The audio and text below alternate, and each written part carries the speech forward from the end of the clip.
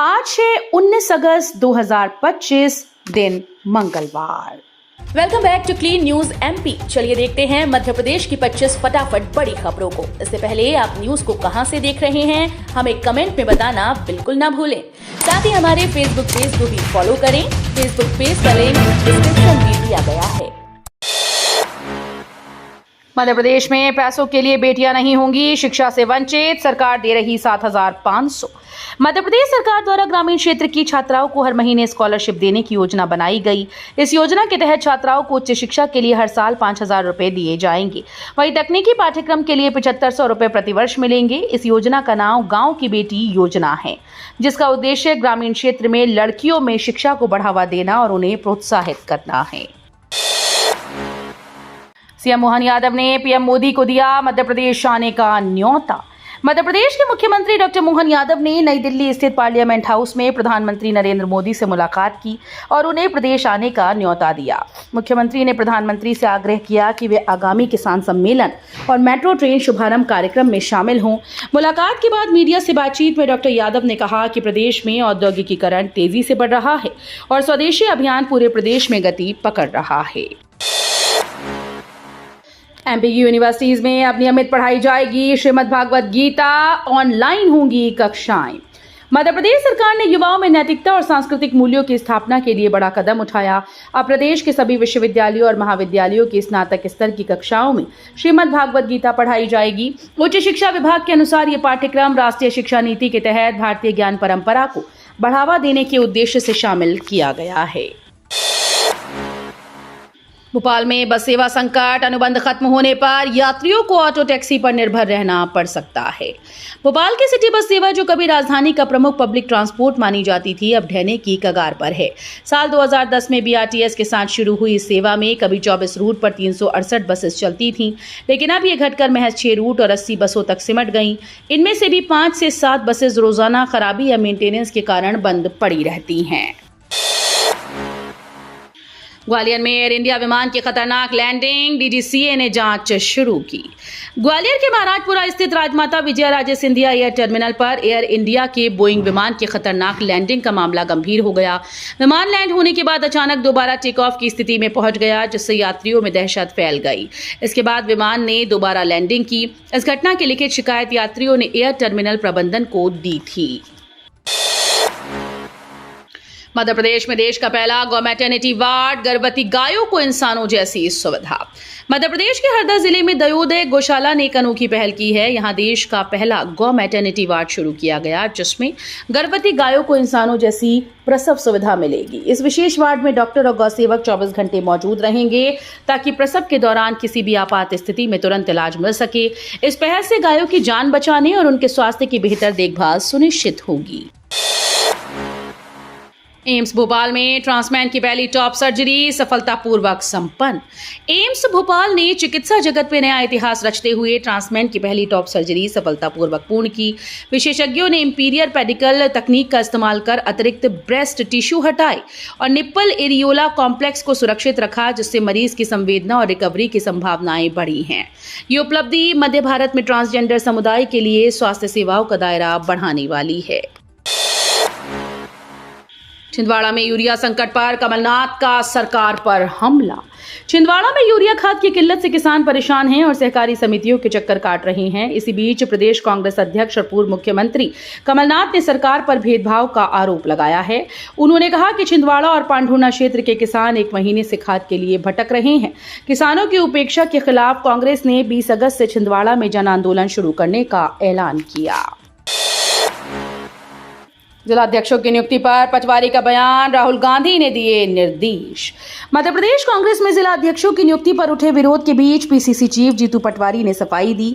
उन्होंने सोमवार को प्रेस कॉन्फ्रेंस कर बताया कि जिलाध्यक्ष बनाए जाने की सूचना सीधे राहुल गांधी ने फोन पर दी। पटवारी ने कहा कि बड़े नेताओं की सहमति के बाद ही नामों की घोषणा की गई। उन्होंने स्पष्ट किया कि जयवर्धन सिंह, ओमकार सिंह मरकाम, प्रियव्रत सिंह जैसे दिग्गज नेताओं की नियुक्ति राहुल गांधी के निर्देश पर हुई है। विदिशा में 22 अगस्त से सेना भर्ती रैली, हजारों उम्मीदवार शामिल होंगी।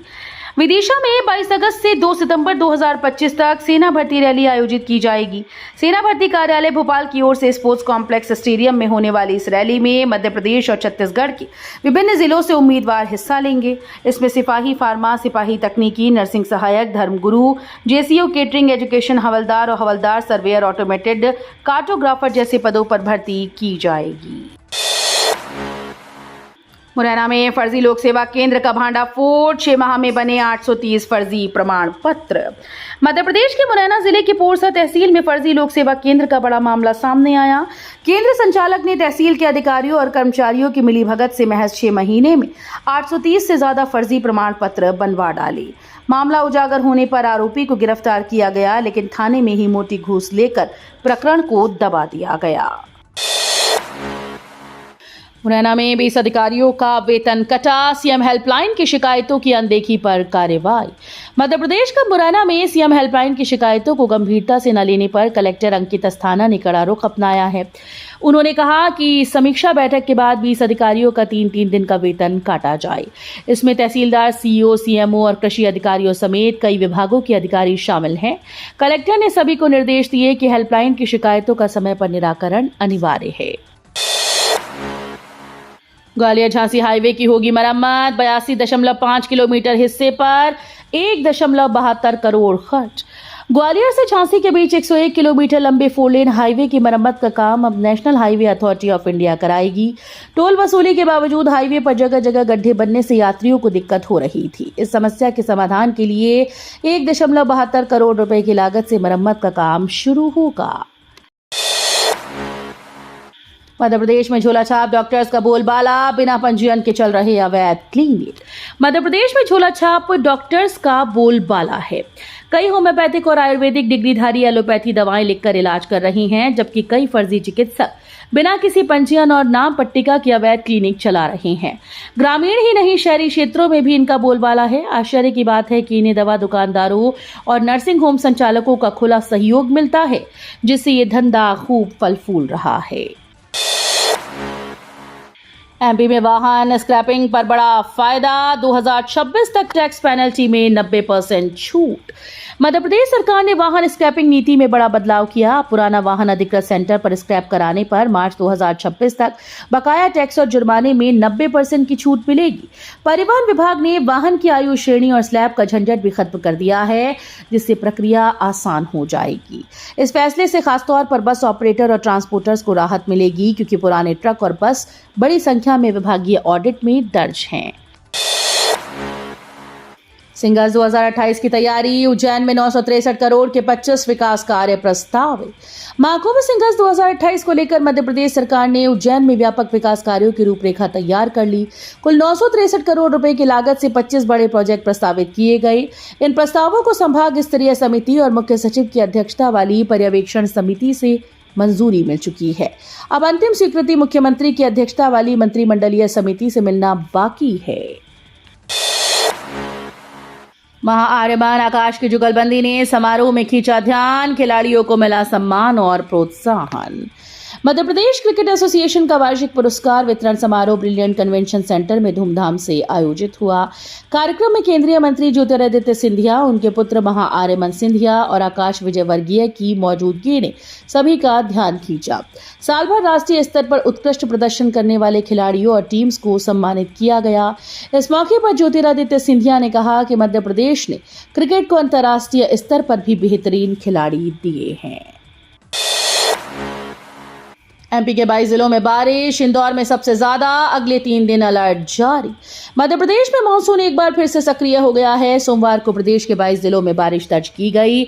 इंदौर में 1 इंच से ज्यादा पानी गिरा, वहीं उज्जैन में करीब 1 इंच और दमोह में आधा इंच बारिश हुई। राजधानी भोपाल में दोपहर के बाद झमाझम बारिश ने मौसम को खुशनुमा बना दिया। इसके अलावा शाजापुर, रतलाम, खरगोन, बड़वानी, धार, बैतूल, गुना, नर्मदापुरम, रायसेन, जबलपुर, मंडला, नरसिंहपुर, सतना, उमरिया, देवास, सीहोर, राजगढ़ और विदिशा में भी हल्की से मध्यम बारिश दर्ज की गई। एमपी में जर्मन कंपनीज का दौरा, एआई और टेक्नोलॉजी सेक्टर में निवेश की संभावना। मध्य प्रदेश में निवेश की नई संभावनाएं खुलने जा रही हैं। जर्मनी की 5 बड़ी टेक कंपनीज के प्रतिनिधि 5 दिन के दौरे पर प्रदेश आएंगे। इसमें टाइलर्स के स्टीवन रैनविक, टेलोनिक के निकोलस स्टेक्स की एलेक्जेंड्रा मिकीट्यू, क्यूनेक्स्ट एजी के मटियास प्रोक्चा और क्लाउड स्क्रिप्ट के फिलिप रेगमोस शामिल हैं। भोपाल जिलाध्यक्ष पर बवाल, कांग्रेस नेता ने लगाए गंभीर आरोप।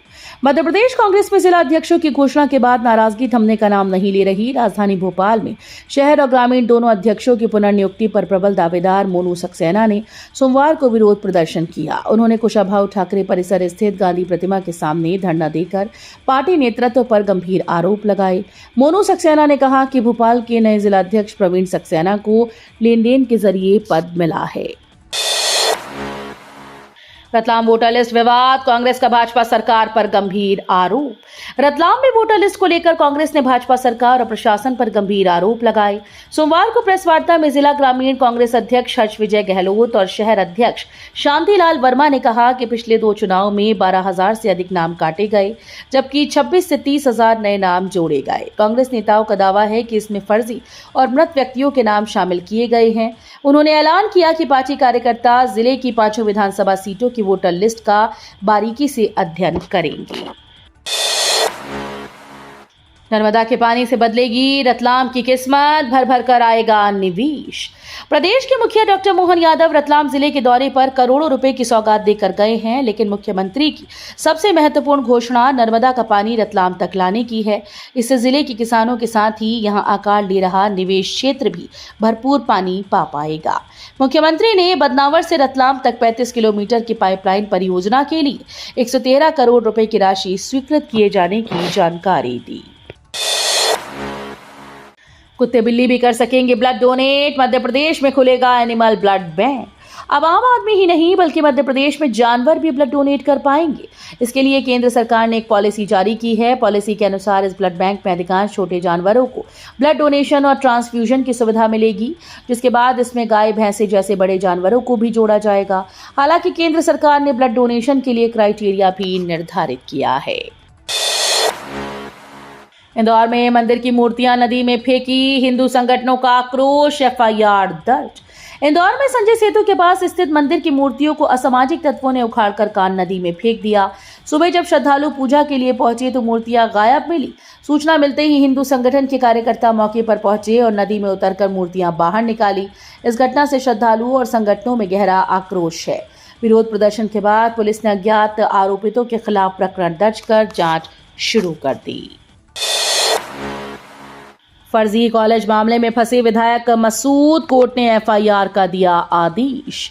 भोपाल मध्य से कांग्रेस विधायक आरिफ मसूद की परेशानियां बढ़ गई हैं। प्रियदर्शनी कॉलेज प्रकरण में हाईकोर्ट ने बड़ा आदेश देते हुए मसूद के खिलाफ 3 दिन में एफआईआर दर्ज करने के निर्देश दिए। आरोप है कि कॉलेज फर्जी सेल डीड के सहारे कई सालों से संचालित हो रहा था। कोर्ट ने डीजीपी कैलाश मकवाना को 3 सदस्यीय एसआईटी गठित करने के भी आदेश दिए। तो ये थी आज की 25 फटाफट बड़ी खबरें। अगर आपको न्यूज पसंद आई हो तो वीडियो को लाइक और शेयर जरूर करें। धन्यवाद।